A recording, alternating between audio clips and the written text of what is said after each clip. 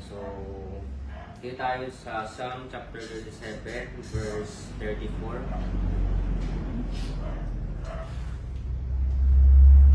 Psalm chapter 37, verse 34. Sabi dito, sa verse 34, wait on the Lord and keep His way, and He shall exalt thee to inherit the land. When the wicked are cut off, thou shalt see it. Yan, so tayo manalangin.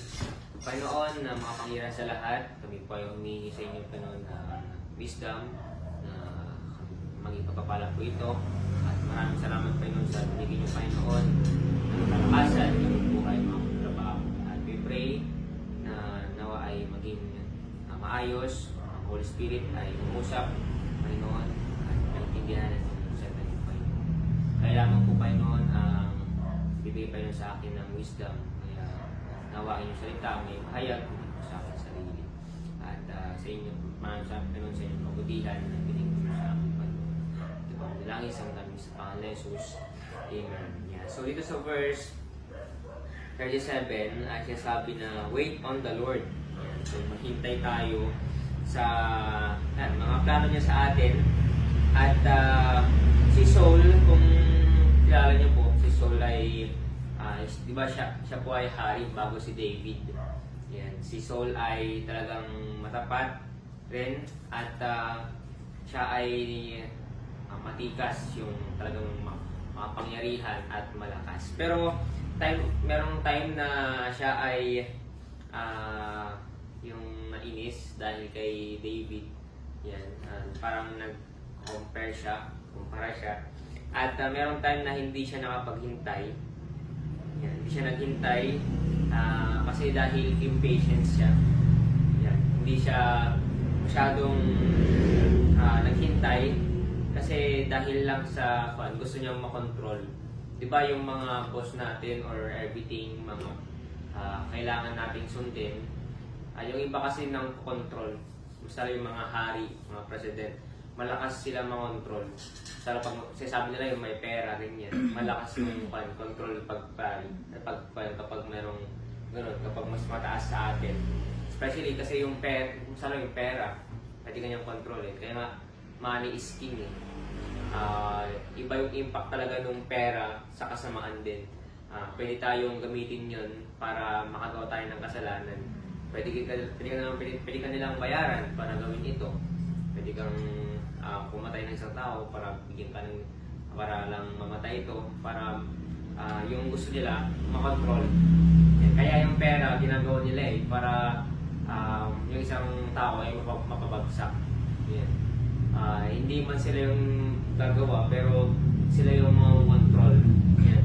At ganun yung nangyari kay Saul.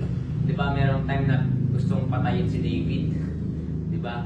Naghanap siya ng yung mga tauhan niya, pinahanap siya, pero hindi nangyari yun kasi andyan yung Panginoon. Yan. At si Saul ay hindi nakapaghintay at nagbunsod siya ng kanyang kasalanan. Nagkaroon siya ng kasalanan dahil nga impatience siya. Hindi siya nakapaghintay. At na naging yung sa pagiging hindi niya paghintay, naging sanhi ng pagkawala ng kanyang kaharian. Yan. Si Saul ay naibaba. Kaya nagkapatid siya ng kasalanan eh. Kasi may time na yung napag-aralan din namin sa Bible study dun sa Sunday School sila Sir William. Naging pride siya. Ma-pride siya. Gusto niya siya lang yung nakakontrol, siya lang yung hari. Pero dumating si David. Diba meron time na si David ay naging malakas siya. Namatay niya si Goliath. Yan. Tapos nalaman niya na mas magaling na siya, ganyan. Ayaw niya kasing may mas magaling sa kanya. Kaya ang nangyari, nainis siya kay David. At doon nagsanhi ng pagkawala ng kanyang kaharian. At nung after that, ang naghari na ngayon ay si David. Diba? Kasi dahil nga sa kasalanan na ginawa niya, hindi siya nakapaghintay na dapat sana may mas magandang plano ng Panginoon. Yan. At kung pag-aaralan natin to sa verse 34, sabi dito, wait on the Lord. Yan. So, hintayin natin ang Panginoon and keep His way. Keep His way and He shall exalt thee and to inherit the land. Sabi dito na ingatan yung lakad natin, ingatan natin yung ginagawa natin. Ingatan daw natin para hindi tayo mapahamak. Kasi time will come, darating yung time na tayo ay magkakasala at magkakaroon tayo ng yung iisip natin na kapag nagawa natin to, hindi pa nangyayari yung karama, yung parang karama. Yan, na which is a curse yung tawag dun sa Bible. Kapag ginawa natin isang bagay na hindi natin na pinag-isipan ng mabuti, time will come, merong mangyayari sa atin. Kaya sabi dito, ingatan mo ang kanyang lakad at itaas ka niya upang manahin ang lupain. Sabi dito sa last, yan, keep His way and He shall exalt thee when He rip the land, when the wicked are cut off. Yan. Kasi kapag iniwasan natin yung kasalanan, bibigyan talaga tayo ng pagpapala ng Panginoon. Kung makita nyo dito sa last verse niya. Yan. Thou shalt see it. Yan. Iyong makikita. Kasi kapag naging patience tayo, naghintay tayo sa kanyang pangako, especially yung pinapangako niya sa atin na sa heaven, at yung tagapagligtas, kapag hinintay natin, makita talaga natin yung pangako ng Panginoon. Paano pa kahit sa lupa? Kapag sinunod natin siya, habaan natin yung patience natin, tapos sundin natin yung pinapagawa niya, yung huwag gawin yung mga masamang bagay, gumawa ng mabuti. Bagamat si Satan, sobrang tuso yan, sobrang ang hirap labanan. Pero dahil nga naninindigan tayo, andyan yung pagpapala ng Panginoon. Kasi nga, sabi dito sa last, yung makikita natin na yung pagpapala ng Panginoon, hindi siya material things, pero kapag naging mabuti tayo sa iba, salo sa Panginoon, naging tapat tayo, makita natin din yung gawa niya. Kasi dito, ang hirap gawin yung mga mabubuting gawa. Salo kapag na-adapt natin yung isang tao na mali na yung ginagawa. Ganyan. Ngayon, may nakita tayo na ganito, hindi mo alam kung may inis ka or gusto mo siyang magsalitaan ng ganito, ganyan. Kasi nalaman mo yung masama, ganyan, tapos paano kaya ito? Paano ko to? Kasi minsan na-adapt na natin yung ginagawa nila. Kasi parang ang gandang gawin. Pero dahil nga merong Holy Spirit na nangungusap sa atin na patience ka lang, huwag kang mainis.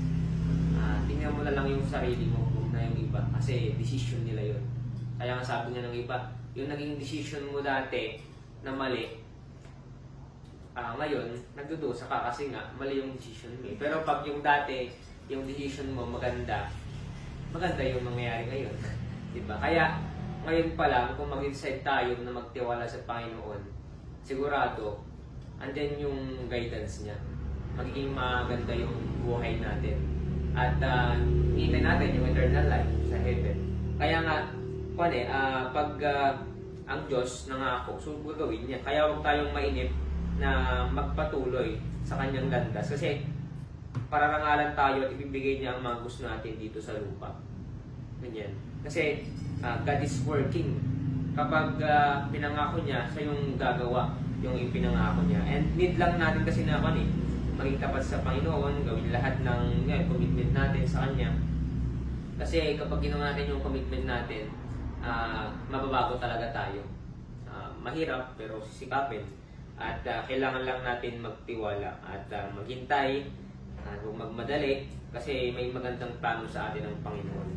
Kaya kailangan natin na magtiwalaan siya at yung future natin ay secured. Kasi alam na natin kung saan tayo mapupunta pag ginawa na tayo eh.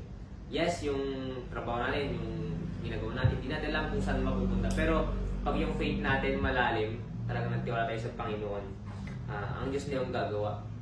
Hindi natin nakikita, pero ang Diyos alam niya kung ano yung mangyayari sa atin.